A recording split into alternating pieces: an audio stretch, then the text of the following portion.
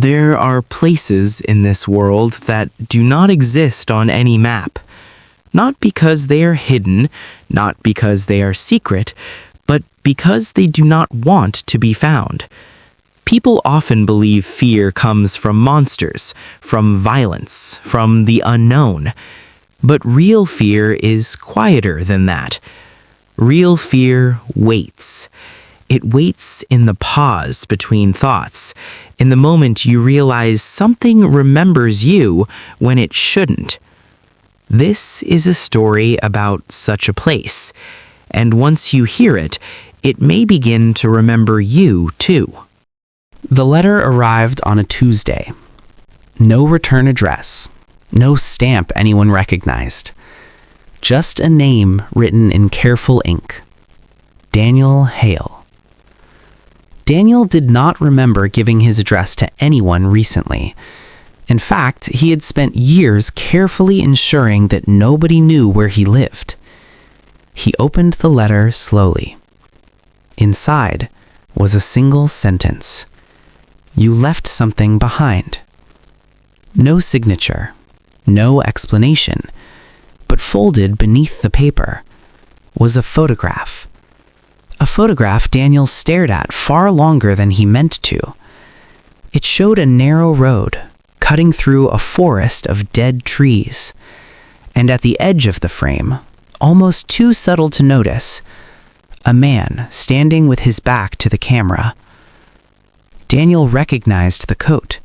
He recognized the posture. He recognized the place. What terrified him was that he did not remember the photograph being taken. Daniel had grown up in a small town that most people left and never spoke of again, Grayfield.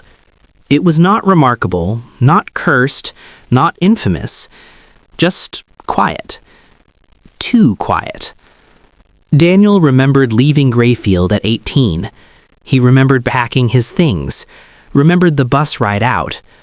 What he did not remember was ever going back, but the photograph suggested otherwise. That road, it was called Hollow Bend, and Hollow Bend was not a place people visited accidentally. It was where things ended. Daniel returned 3 days later. The town looked unchanged. That disturbed him more than decay ever could. The same buildings, the same roads, even the same people, or at least people who looked the same.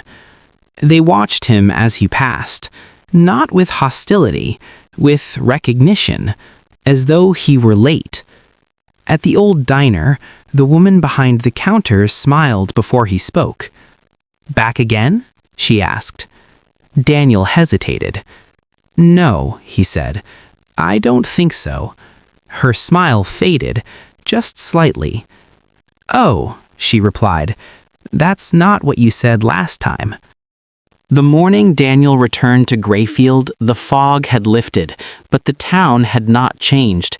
It was as if time itself refused to move here. He walked the cracked sidewalks, past shuttered windows and empty porches, and tried to remember how long it had been since he had last left. Days? Weeks? Years? Even the notion of time felt foreign here. He felt it immediately, a watching presence, soft but unyielding. Not malicious, not like a predator waiting to strike, but like the weight of the town itself, pressing on his mind. He could feel it in the air, in the rustle of a dead branch, in the faint scent of wet leaves. At the edge of Hollow Bend, Daniel saw a figure. The man stood perfectly still. He was not young, not old, not anything you could place in time. His coat was old, but clean, his shoes polished, though caked with mud, and he watched Daniel in a way that made it clear the man knew things Daniel himself could not remember. Daniel wanted to ask a question, but no words came. Instead, the man turned slightly, motioning subtly down the narrow road. It was not a gesture, it was a command. Daniel walked, slowly. Every step seemed heavier than the last. He reached a small clearing where the fog lingered thickest, and there, half hidden beneath moss and branches, was a tape recorder. It was old, the kind with large spooling reels. Daniel didn't remember putting it there. He picked it up and pressed play.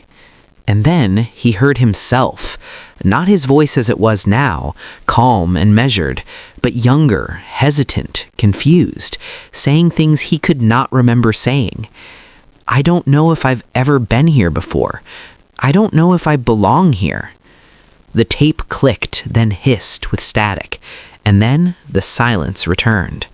Daniel's heart raced. He had no memory of recording this. He had no memory of this moment ever happening. But the tape was proof.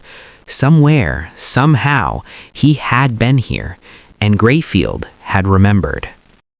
As he walked further, Daniel began to notice something strange about the people, or the semblance of people, he passed.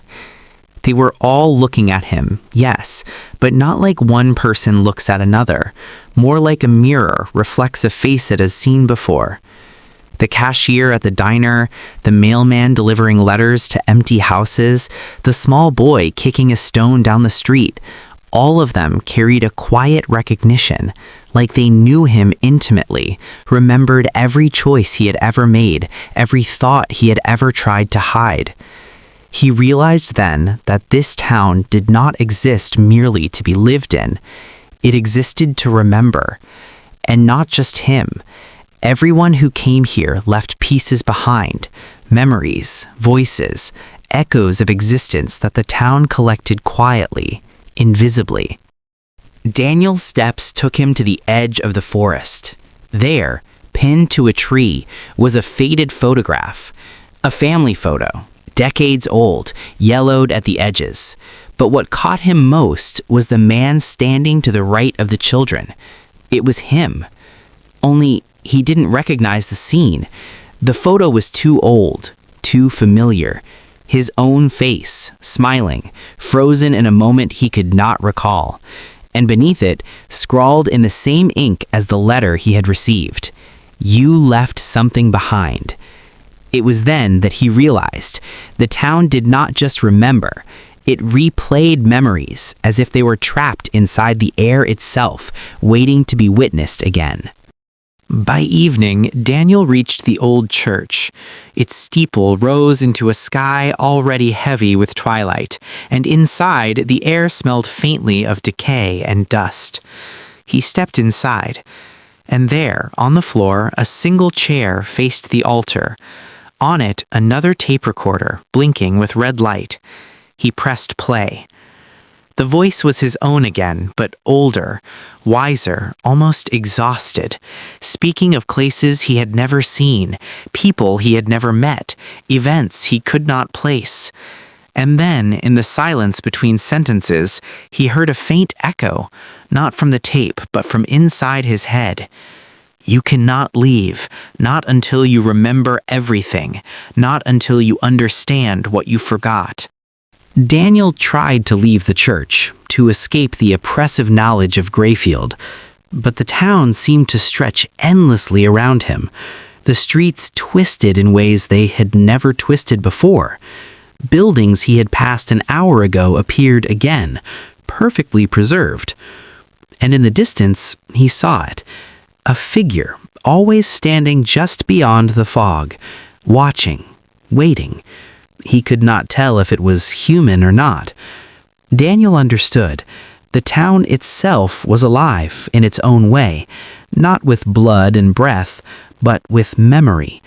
It captured every visitor, every stray thought, every choice, and stored it like a library. And those who left something behind were never truly gone. Daniel wandered further into Hollow Bend, past the creek that had once been clear and sparkling, now choked with mud and fallen branches.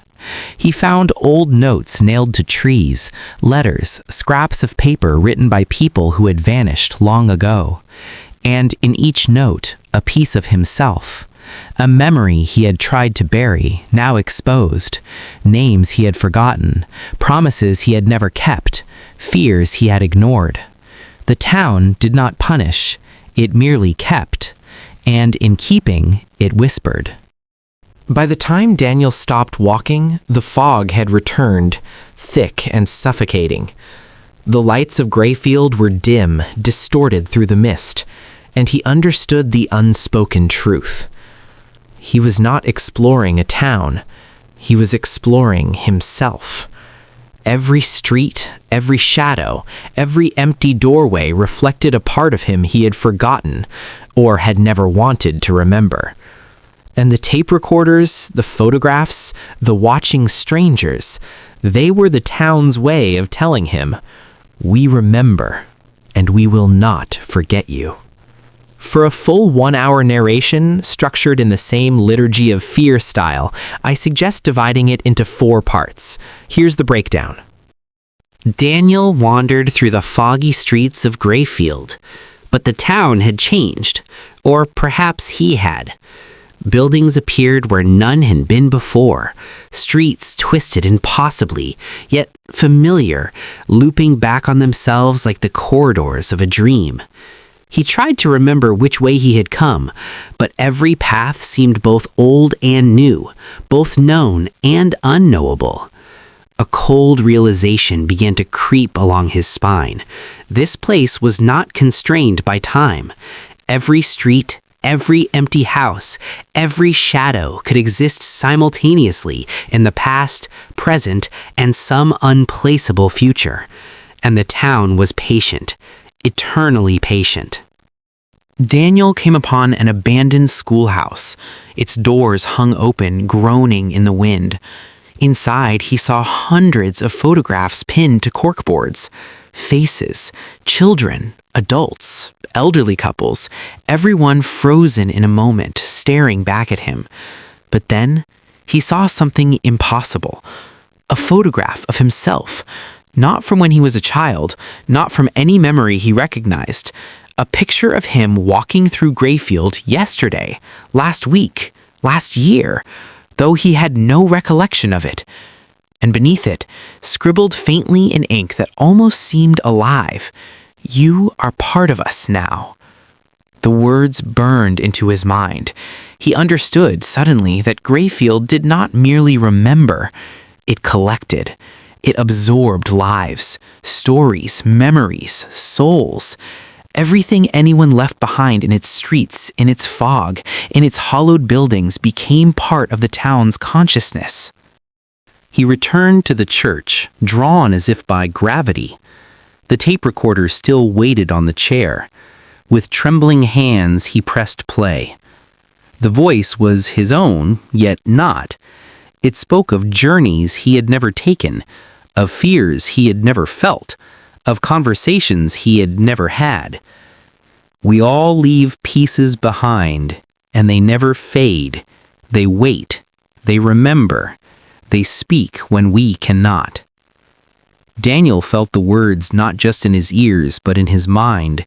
Every heartbeat, every thought, every memory he tried to suppress was suddenly vivid, magnified, and with it came something worse. A fragmented awareness of all the other souls trapped here, whispering faintly, endlessly, like echoes in a cavern that had no exit. The tapes weren't just recordings, they were extensions of the town, voices stitched together from the living and the lost.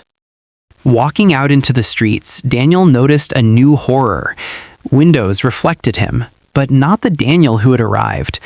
The reflection moved independently, doing things he had never done, smiling, crying, writing messages, waiting. And on the sidewalks, figures lingered just at the edge of vision, people he had passed earlier, but distorted, faintly wrong, almost transparent. They whispered words he could almost make out, fragments of his own thoughts spoken back to him in distorted tones. He realized then that he was no longer observing Grayfield. He was part of it. Every step, every glance, every memory he recalled had already been seen, already stored, already remembered. Daniel stopped at Hollow Bend. The forest beyond was darker than before, yet he could see a single figure at the edge of the fog. The man from before, the one who had motioned him onward. But now Daniel understood. The figure was him, and perhaps, he realized with chilling clarity, there were many versions of him, scattered throughout the town, trapped in photographs, in tapes, in whispered echoes. Grayfield was not a town, it was a repository of existence. And the tape, the photographs, the strangers, the distorted reflections, they were not anomalies. They were proof that nothing left here was ever truly gone. By the time Daniel reached the edge of town, he could barely walk straight. Thoughts collided in his mind. Past selves, present selves, possible selves, and memories that may have belonged to others. He wanted to scream, but sound would not come.